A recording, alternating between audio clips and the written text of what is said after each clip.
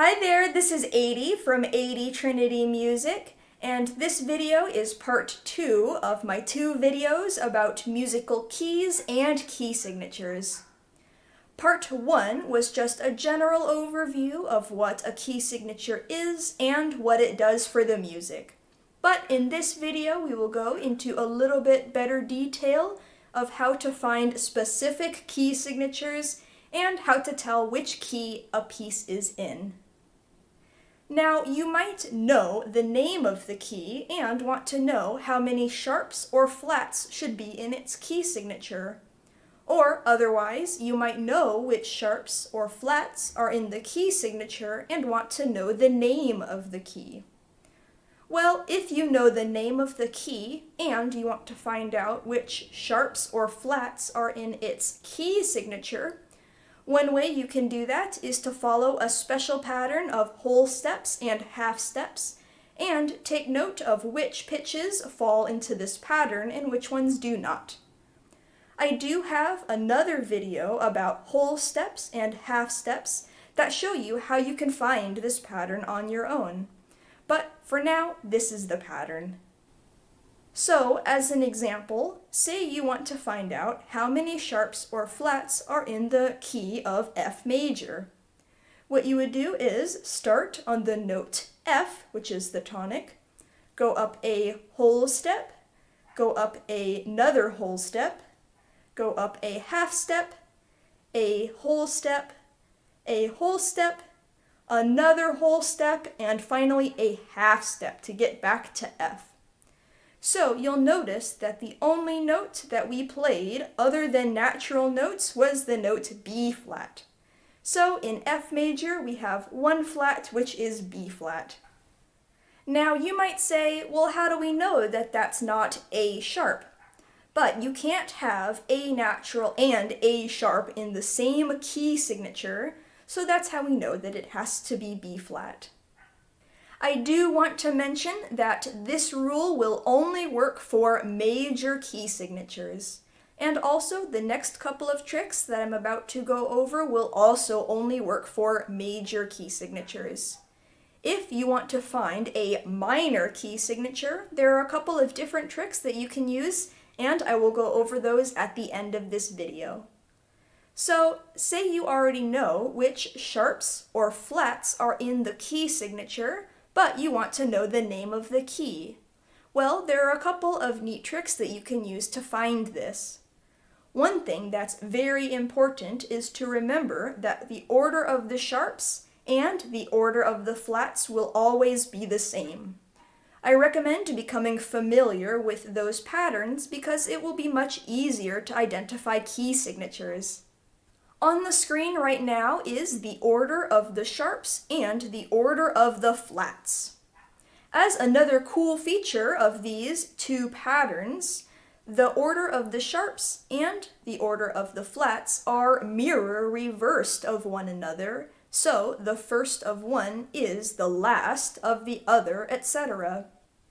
Also on the screen I have the 2 rules you can use to figure out the key signature depending on whether the key has sharps or flats.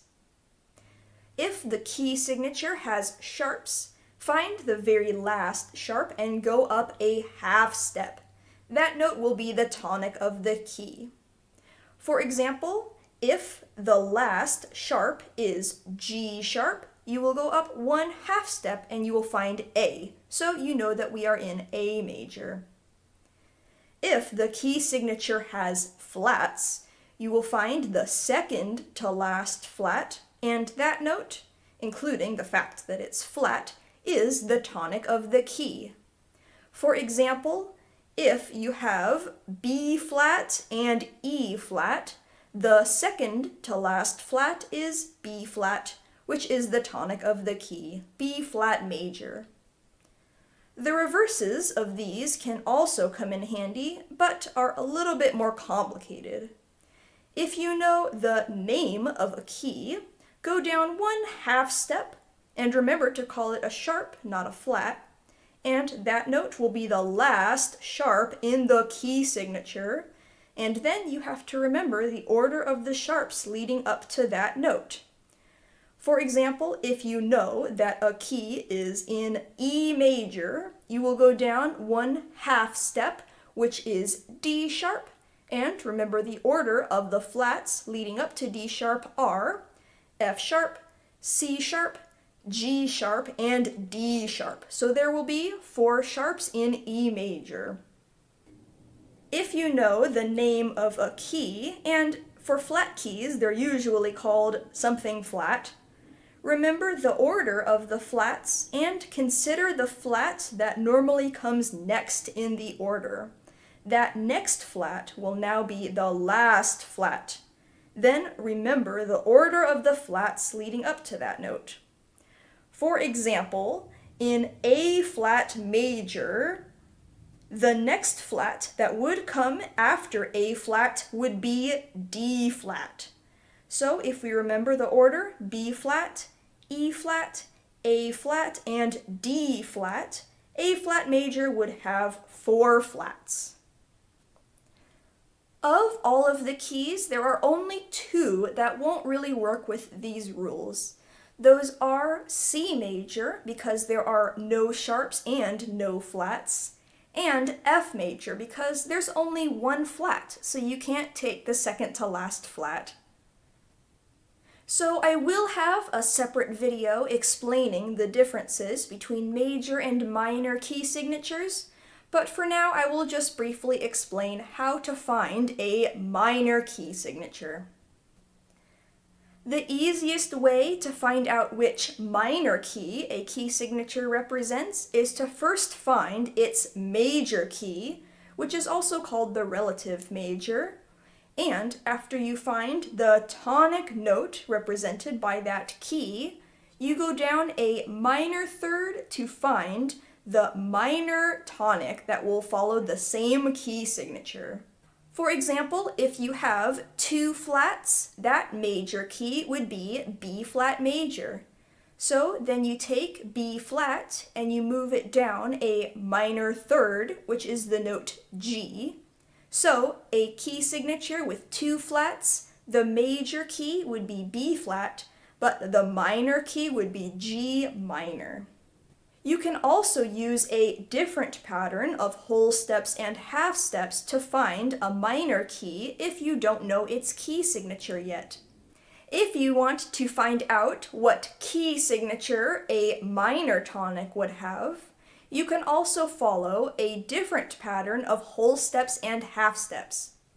What you would do is start on the note that you would want to be the tonic, and then you'll follow a different pattern of whole steps and half steps, and instead you would go up a whole step, a half step, a whole step, another whole step, a half step, a whole step, and finally another whole step to get back to your original note.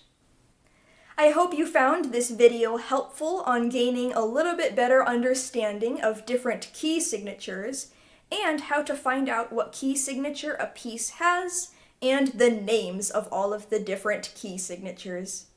If there were parts of this video that were confusing, I also have additional videos about whole steps, half steps, and intervals that will go into a little bit more detail on some of the topics I covered here. If you enjoyed this video and are interested in seeing more music theory and content about the violin and the viola, please subscribe to my channel and I will see you in the next one. Bye!